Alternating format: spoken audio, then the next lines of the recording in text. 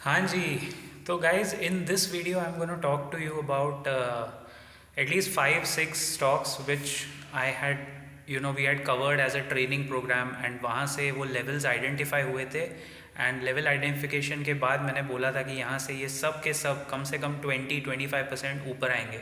आप नोट करके देखिए, पुराने वीडियोस देखिए। If you can identify the levels correctly तो स्टॉक्स अपने लेवल्स के मूवमेंट को रिस्पेक्ट करते हैं, रेजिस्टेंस और सपोर्ट लेवल्स को रिस्पेक्ट करते हैं, RSI level relative strength index को रिस्पेक्ट करते हैं, बिकॉज वो क्राइटेरिया डीप में जाके स्टडी हुआ है। तो पहला स्टॉक टाटा एलेक्सी, आज देखो 7000 के ऊपर, 5800 से 6000 के बीच में हमारे वीडियोस थे, उसके ऊपर 20% गेन है टाटा एलेक्सी ऑलमोस्ट। उसके बाद बजाज फाइनेंस देखिए 5600 5700 से अगेन उसमें भी लगभग 20%।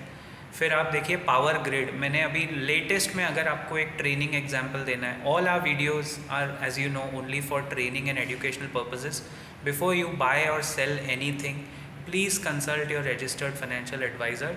हमारे वीडियो को देख के सिर्फ आप सीख सकते हो, learn the art, but don't go and buy directly without any official consultation.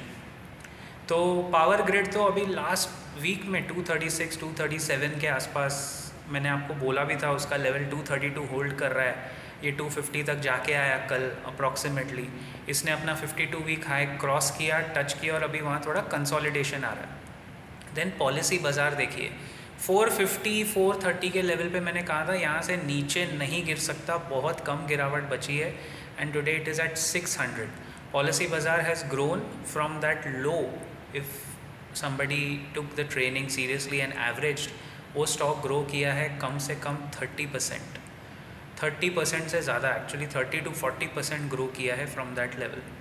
उसके बाद power Grid, Policy Bazaar, Tata Elxsi, Bajaj finance, Birla soft हमारा फेवरेट जो 267 पे कोई पूछने वाला नहीं था, आज आप उसका प्राइस देखिए वो 300 के ऊपर निकल गया है। Birlasoft is clearly the game changer, कम से कम 15 से 20% का गेन उसने 2 हफ्ते में दिखाया, in spite of the fact that IT stocks specially mid cap IT में इतना अंडर परफॉर्मेंस नहीं आया, क्वार्टरली रिजल्ट्स बेटर थे, बट लार्ज कैप आईटी क्या बुरी तरह पिटे। उसके बाद भी बिरला सॉफ्ट जो मैं कह रहा था वो अपने लेवल को छोड़ नहीं रहा है, इट्स नॉट ब्रेकिंग इट्स 267 के नीचे का जो उसका डाउनफॉल है वो बहुत रिस्ट्रिक्टेड रहा है। तो लेवल्स को रिस्पेक्ट करना स्टॉक्स करते हैं, ट्रेडर्स उसी हिसाब से करते हैं। आप चाहे चार्ट्स मत देखो, बट आप सपोर्ट एंड रेजिस्टेंस लेवल देखोगे, आरएसआई का मूवमेंट पैटर्न देखोगे, प्राइस वॉल्यूम एक्शन देखोगे, तो आप बहुत जल्दी स्टॉक मूवमेंट पकड़ सकते हैं।